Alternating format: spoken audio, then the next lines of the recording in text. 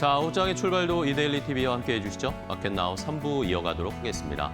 자, 우리 시장 오늘은 분위기가 좋습니다. 오늘 수급 잘 보시면 외국인들이 코스피, 코스닥 다 매수로 대응을 하고 있고 현 선물 다 매수를 하고 있습니다. 최근에 계속 제가 지수가 흔들리거나 외국인들이 현물은 매도하는 패턴을 보여주고 있지만 선물은 계속 꾸준하게 매수를 하고 있거든요. 외국인 선물 매수는 어쨌든 우리 시장을 강하게 좀 지켜주고 있고 하방보다는 상방으로 쪽의 방향을 확실히 외국인들은 좀 보고 있는 것 같습니다. 자, 오늘 가장 중요한 이번 주의 중요한 이벤트였던 두 가지 엔비디아의 실적 발표 그리고 우리나라 금통위의 금리 결정 어떻게 보면은 우리가 예상했던 정도로 결과들이 나왔습니다. 엔비디아 실적 일단은 역시나 너무나 좋았고요. 그리고 금통위에서도 금리 인상을 우리가 예상을 했었잖아요. 금리 인상을 단행을 했고 그런데 올해 우리나라의 경제 성장률 전망치를 매우 상향 조정해놨습니다. 2.6%대로 원래 예상을 했었는데 이번에 금통위 회의를 하고 나서 3.3%까지 올해 우리나라의 경제 성장률 전망치를 높여 잡았습니다. 자, 그만큼 지금 AI에 따른 수혜, 반도체 수출, 그리고 전반적인 경기 상황들이 개선되고 있다라는 것을 확인할 수 있었는데요. 자, 그에 비해서 주가는 아니면 지수는 아직까지는 조금 그런 긍정적인 앞으로의 전망에 조금 미치지 못하는 거 아닌가. 7월에 많은 조정이 있고 나서 지금 횡보를 하고 있는데 앞으로의 방향성이 어떻게 될 것인가 뉴스들을 잘 보시면 조금은 더 긍정적으로 생각을 해볼 수도 있지 않을까라는 생각도 합니다. 환율도 1,380원도 깨지려고 하고 있습니다. 자, 이런 시장의 상황을 잘 느껴보시고요. 자, 그러면 이제 오늘은 앵커 브리핑을 통해서 가장 궁금하셨을 내용들을 좀 정리해 보겠습니다. 엔비디아가 실적 발표했고요. 컨퍼런스 콜도 있었고 이것에 따른 여러 가지 해석들, 평가들도 쏟아져 나왔습니다. 제가 일목요연하게 한번 정리해하고 중요한 것들을 좀 체크해 보도록 할 테니까요. 함께 확인해 보시죠. 자, 엔비디아의 실적이 발표가 됐습니다. 예상을 했던 것처럼 숫자는 물론 당연히 좋겠지. 당연히 GPU 너무 많이 팔리고 엔비디아는 돈도 많고 이런 것들은 다 우리가 예상을 했습니다. 자, 하나씩 체크를 해보면요. 일단은 회계연도 2분기에 엔비디아의 매출은 962억 달러를 넘어섰습니다. 자, 시장에서 예상했던 것도 상회했고 YOY 작년 동기 대비해서 2배 이상 증가했습니다. 106%가 증가를 했고요. 13분기, 13분기 연속으로 계속 매출을 최대치를 기록을 하고 있습니다. 그리고 다음 분기에는 매출이 무려 1,000억 달러가 넘어갈 것이다 라고 지금 예상치들이 나오고 있습니다. 자, 영업이익은 무려 637억 달러가 넘어섰습니다. 962억 달러 중에 637억 달러니까 이익률이 엄청나다라는 거 느껴지시죠? 영업이익도 역대 최대치 가장 많은 돈을 남겼습니다. 124% 증가했고요. 전년 대비해서. 매출 총 이익률은 GAAP, non-GAAP 다 75%가 나왔습니다. 역시 YOY 대비해서 2.5%포인트 또 증가한 매출 총 이익률을 기록하는 여전히 돈을 많이 벌고 있고 이익률도 엄청나다라는 것을 확인할 수가 있겠죠. 자, 그런데 이 GPM이 이제 앞으로는 약간씩은 좀 줄어들 수도 있을 것이다라고 젠슨 황 CEO도 얘기했고 엔비디아 측에서도 얘기를 했습니다. 왜 그러냐? 역시나 우리가 예상하고 알고 있던 것처럼 메모리, DRAM 쪽에 비용이 많이 들어가기 때문에 그러면서 이제 총이익률이 약간은 줄어들 수 있을 것이다라는 그런 전망은 내놓고 있습니다. 이건 우리에게는 어떻게 보면 좋은 거죠. 여전히 메모리 가격이 비싸고 수요가 많다라는 것으로 반증이 되고요.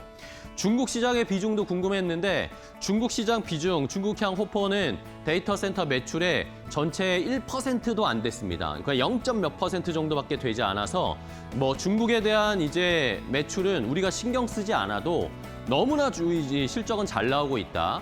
여전히 만약에 중국 쪽이 열리게 되면 엔비디아의 실적은 조금 더 잘 나올 것이다라는 것을 예상할 수 있는 실적이었습니다.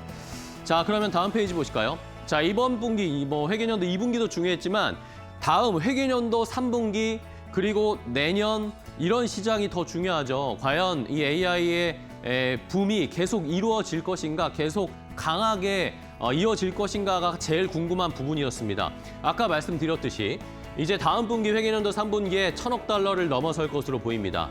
매출이 무려 1,000억 달러, 컨센서스도 1,042억 달러였는데 이것을 상회하는 가이던스를 제시했고요.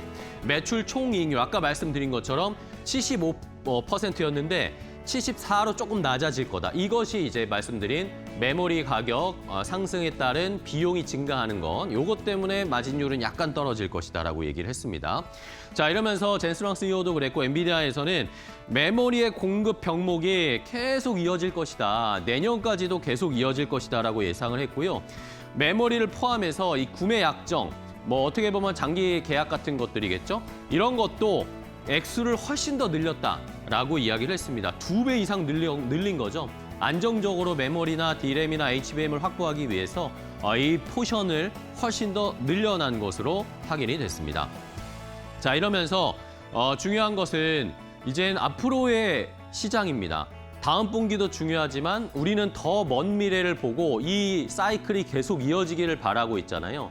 과연 그렇다면 내년에는 어떨 것인가에 대한 궁금증도 있잖아요. 근데 보통 엔비디아가 이렇게 분기 실적을 발표를 하면서 다음 연도에 대한 매출 성장 전망 이런 것들을 구체적으로 공개하지는 않았었습니다. 그런데 이번에는 실적 발표를 하면서 젠슨 황이 자신 있게 우리가 내년에도 엄청난 성장을 할 것이다라고 하면서 그 수치를 제시를 했습니다. 자, 이 회계연도론 2028년이고요. 구체적으로 시기를 따지면 2027년, 내년 2월부터 2028년 1월까지의 회계연도 연간 매출 전망을 제시했는데 젠슨 황이 뭐라고 했냐면요. 내년에는 YOY 대비, 그러니까 올해 대비해서 무려 70%가 매출이 성장할 것이다라고 얘기를 했습니다.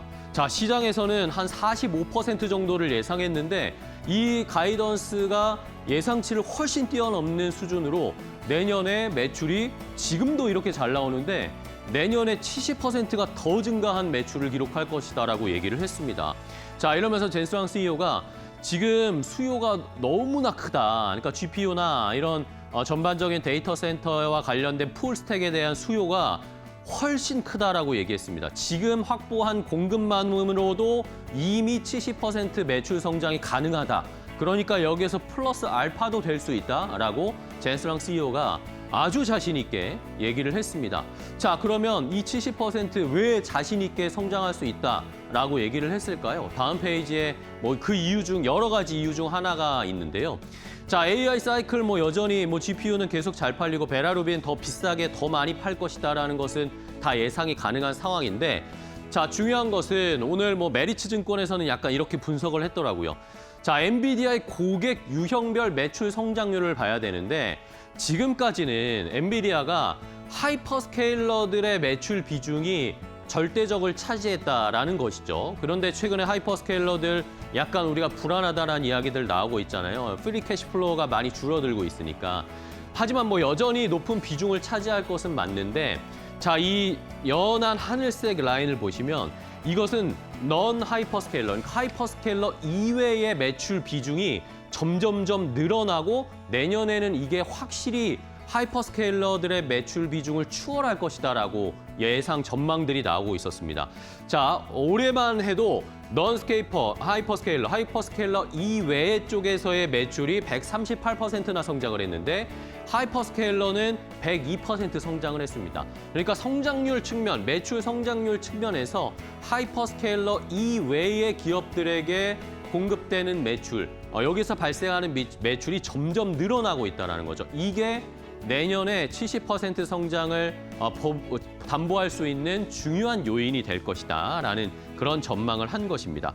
자, 이러면서 이 하이퍼스케일러들, 넌 하이퍼스케일러들에서 발생하는 매출은 AI 클라우드나 아니면 엔터프라이즈나 이런 쪽으로의 매출, 그리고 이제 하이퍼스케일러들의 GPU만 판매하는 것이 아니라 다른 이 하이퍼스케일러 이외 쪽에서의 GPU 판매도 많이 늘어난다는 거죠. 예를 들면 우리나라에서도 LG나 아니면 네이버나 이런 쪽에도 GPU를 막 판매하는 양들이 늘어나고 있잖아요.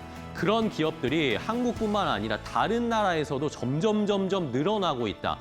우리가 예상하는 많이 봤던 젠슨왕이 여러 나라를 돌면서 세일즈하고 있는 그 결과물들이 나오고 있다라고 시장에서는 해석을 할 수가 있겠습니다.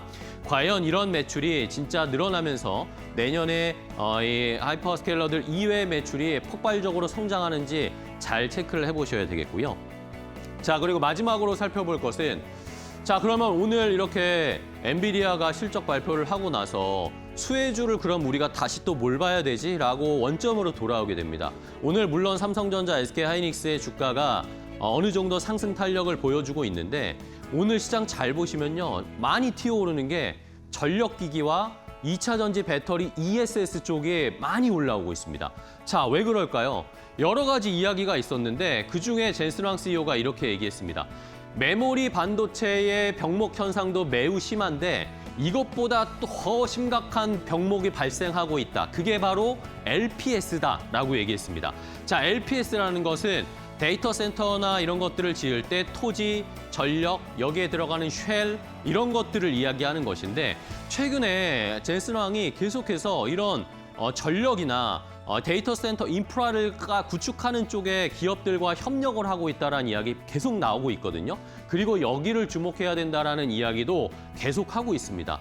그런 것들을 봤을 때 말씀드린 것처럼 AI 데이터 센터의 부지 확보, 안정적인 전력 공급, 그리고 데이터 센터 인프라 운영, 설치 이런 걸 하는 기업들과 이제 엔비디아가 같이 협력을 해서 바로 풀스택으로 사업을 진행하는 것을 더 늘리겠다라는 것이겠죠. 그러니까 젠슨왕 CEO가 이런 전력 쪽을 잘 봐야 된다. 이런 기업들과 협력을 많이 하고 있다라고 요즘 계속 강조를 하고 있습니다. 젠슨왕이 하는 이야기 한번 잘 찾아보시고요. 자, 그리고 여기에다가 플러스 알파로 오늘 또 이런 이야기가 나왔죠. 자, 트럼프 대통령이 지금 갑자기 또 미국의 전력망 국가 비상사태를 선포했습니다. 그러면서 변압기, 대형 발전기, 전력만 연결 인버터, ESS 이것뿐만 아니라 핵심 이 전력과 관련된 소프트웨어, 펌웨어까지 이런 기업들을 다 보호하기 위해서 이제 국가 비상사태를 선포했다라는 겁니다. 자, 이것은 결국에 무슨 말일까요? 중국의 전력망, 전력기기도 결국엔 미국에서는 배제하겠다라는 것을 확실하게 보여준 겁니다. 그러면 우리가 여기에서 수혜를 받을 수 있는 우리나라의 전력기기 업체들이 그동안 많이 쉬었는데 오늘 엔비디아를 통해서 또 트럼프 대통령을 통해서 다시 좋은 모멘텀을 받을 수 있었습니다. 과연 이런 전력기기 더 나아가서는 2차 전지 배터리 ESS까지 데이터 센터 전력망의 핵심이 될 수 있는 이런 산업들을 저희가 잘 봐야 된다는 거 시청자분들도 잘 참고해 보시기 바랍니다. 앵커 브리핑이었습니다.